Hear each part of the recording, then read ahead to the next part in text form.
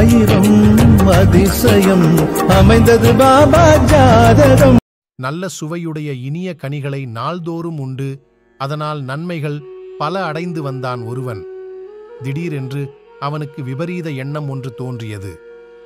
பழத்தை மட்டும்தான் சாப்பிட வேண்டுமா, காயை ஏன் உண்ணக்கூடாது என்பதே அது. காயை கடித்தபோதுதான் அதன் கசப்பை அறிந்து கொள்ள முடிந்தது. தான தருமங்கள் செய்து இன்பமும் மகிழ்ச்சியும் பெற்றவன் எதற்காக நாம் கொடுக்க வேண்டும் என்ற எதிர்மறை கேள்வியால் உந்தப்பட்டு உதவி வேண்டி வருவோரிடம் இல்லை என்று மறுத்தால் காயை உண்டவனின் கசப்பான அனுபவமே அவனுக்கும் கிட்டும். ஷீர்டியின் வணிகப் பெருமக்களுக்கும் இதே நிலை ஏற்பட்டது. மனம் உவந்து விளக்கேற்ற பாபாவுக்கு எண்ணெய் வழங்கிய போது அவர்கள் வாழ்வில் மகிழ்ச்சி ஒளி பரவியது. மனமாறாட்டத்தால் எண்ணெய் தர மறுத்த செயல் மனப்போராட்டத்தில் முடிந்தது. உள்ளுக்குள் ஏற்பட்ட உறுத்தலும் உளைச்சலும் அவர்களை பாடாப்படுத்தின. மசூதிக்கு திரண்டு வந்த அவர்கள் பாபாவின் ஒவ்வொரு அசைவையும் ஆவலுடன் பார்த்து கொண்டிருந்தனர். விளக்கெரிக்க எண்ணெய் கொஞ்சம் கூட இல்லை, திரிகளும் காய்ந்திருந்தன. இதை பற்றியெல்லாம் பாபா சிறிதும் கவலைப்பட்டதாக தெரியவில்லை. தகர டப்பாவின் உள்ளே சில துளிகள் எண்ணெய் மட்டுமே ஒட்டி கொண்டிருந்தது. பாபா அதில் தண்ணீரை விட்டு கலந்து குடித்தார்.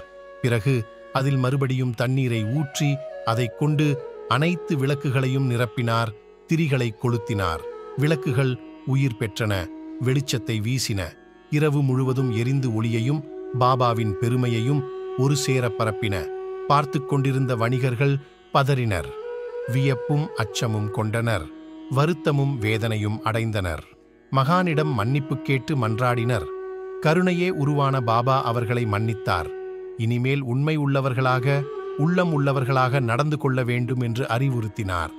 பாபா சாதாரணமானவர் அல்ல, சர்வ சக்தி படைத்த மகான் என்பதை இந்த ஒரு நிகழ்ச்சி அனைவருக்கும் உணர்த்தியது.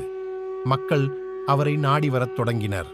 அருள் வேண்டி வந்தவர்களுக்கு எல்லாம் பாபாவின் பிரசாதமாக உதி எனப்படும் திருநீறு வழங்கப்பட்டது.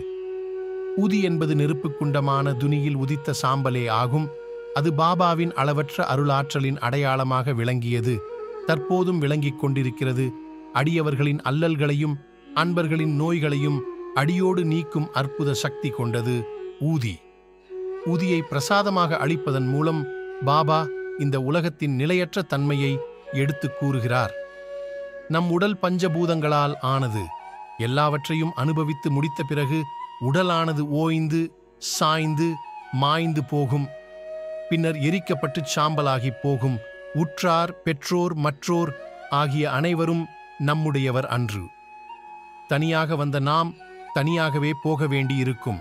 எனவே வாழ்க்கையை நல்ல முறையில் அமைத்துக் கொண்டு மெய்ப்பொருளை, பிரம்மத்தை அறிய முயற்சிக்க வேண்டும். இவை அனைத்தையும் உணர்த்துவதே உதி ஆகும். சாய்பாபாவின் உதி உடல் பிணிகளையும் மனநோய்களையும் ஒழித்திடும் ஒப்புயர்வற்ற உன்னத மருந்து. பாபா ஊதியை அன்பர்களின் நெற்றியில் இட்டு தன் கையை அவர்கள் தலைமீது வைத்து ஆசீர்வதிப்பது வழக்கம். உற்சாகமான மனநிலையில் இருக்கும்போது அவர் உதியை பற்றிய பாடலை இனிய குரல் எடுத்து பாடுவதும் உண்டு. நாசிக் நகரைச் சேர்ந்த நாராயண் மோதி ராம்ஜனி என்ற அடியவரின் நண்பர் ஒருவரை தேள் கொட்டிவிட்டது. தேள் கொட்டிய இடத்தில் உதியை தடவினால் குணம் ஏற்படும் என்பதால் நாராயண் ஊதியை தேடினார். சோதனையாக ஊதி வைத்திருந்த இடம் நினைவுக்கு வரவில்லை. ஆனாலும் அவர் நம்பிக்கை இழக்கவில்லை. பாபா படத்தின் முன்னால் நின்று அவரது திருப்பெயரை உருக்கத்துடன் உச்சரித்து உதவி புரியுமாறு வேண்டினார். அப்பொழுது அவருக்கு ஓர் எண்ணம் தோன்றியது. அங்கிருந்த ஊதுபத்தியின் சாம்பலை சற்று திரட்டி எடுத்தார். அதையே பாபாவின் உதியாக நினைத்துக்கொண்டு உறுதியான நம்பிக்கையுடன் தேள் கொட்டிய இடத்தில் தடவினார்.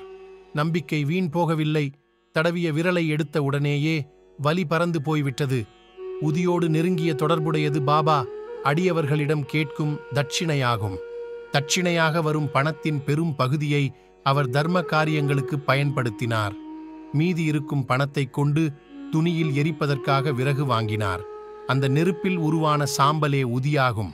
அன்பர்களின் தட்சிணை பணம் உதியாக உருமாறி உன்னத தன்மை பெற்று அவர்களுக்கு மட்டுமின்றி உலகத்தார் அனைவருக்கும் உயரிய அருட்பிரசாதமாக அமைவது பெரும் பேராகும்.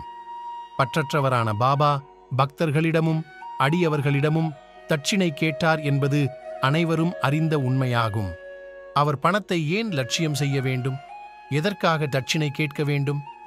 தகுந்த காரணங்கள் இல்லாமல் ஞானிகள் ஒருபோதும் எந்த காரியமும் செய்ய மாட்டார்கள். மனிதர்கள் தர்மம் செய்ய வேண்டும் என்றும் ஈகையில் ஈடுபட வேண்டும் என்றும் இறைநூல்கள் வலியுறுத்துகின்றன. நம்பிக்கையுடனும் பெருந்தன்மையுடனும் தாராள மனத்துடனும் பணிவுடனும் பயபக்தியுடனும் இரக்கத்துடனும் கொடுக்க வேண்டும் என்று ஈகையின் இலக்கணத்தை மறைநூல்கள் இயம்புகின்றன. இதன்படியே அடியவர்களுக்கு தான தர்மத்தை பற்றி புரிய வைக்கவும், பணத்தின் மீது உள்ள பற்று குறைவதற்கும், அவர்கள் மனம் தூய்மை அடைவதற்கும் பாபா தட்சிணையை கட்டாயமாக கேட்டுப் பெற்றார். பாபா தான் பெற்ற தட்சிணையை பல மடங்காக திருப்பிக் கொடுப்பது என்ற ஒரு விசித்திரமான நியதியை கொண்டிருந்தார். ஒரு குறிப்பிட்ட நாளில் கிடைத்த தட்சிணை ரூபாய் 25 என்றால் அன்று அவர் விநியோகம் செய்தது ரூபாய் 300க்கு மேலிருக்கும். நாள்தோறும் பாபாவிடம் தானம் பெற மசூதிக்கு இரவு 8 மணியளவில் ஒரு பெரிய கூட்டமே வருவது வழக்கம். வந்தவர் அனைவருக்கும் அவரவர்களின் தேவைக்கேற்ப பாபா மிகச் சரியான தொகையை எப்படி அளித்தார் என்பது யாராலும் புரிந்து கொள்ள முடியாத அதிசயமாகும். பல சந்தர்ப்பங்களில் அவர் மறைபொருளாகவும் குறியீடாகவும் தட்சிணை கேட்பதுண்டு. பேராசிரியர் ஜி நரகே என்பவர் பல மாதங்கள் பாபாவுடன் தங்கியிருந்து அவரது அன்புக்கு உரியவராக ஆனார்.